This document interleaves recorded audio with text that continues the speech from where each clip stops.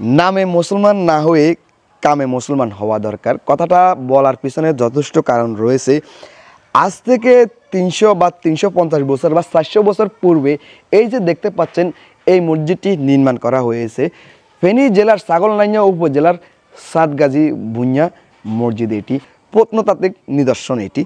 তো আমরা নামে মুসলমান শুধুমাত্র গরু গোস্ত খাওয়ার জন্য দুনিয়াতে জন্ম নিয়েছি। আমরা মুসলমান হিসাবে আসলে কতটুকু করেছি, ইসলামের জন্য আমরা কতটুকু করতে পেরেছি। যাই হোক, আমার অবস্থান থেকে এত বড় বড় কথা আমার বলা উচিত হচ্ছে না, তবুও বলে দিচ্ছি শুধুমাত্র আজকের নামধারী মুসলমানদের কারণে।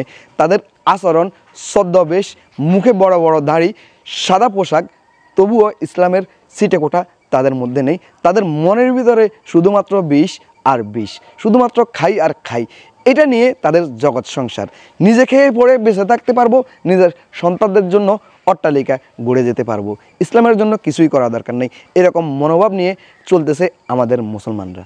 যাই হোক, গেলাম আজকের মতো। দেখা হবে অন্য কোনো দিন, অন্য কোনো স্থানে, কথা হবে অন্য কোনো বিষয়ে। ততদিন পর্যন্ত সকলে ভালো থাকুন, সুস্থ থাকুন। আল্লাহ হাফেজ।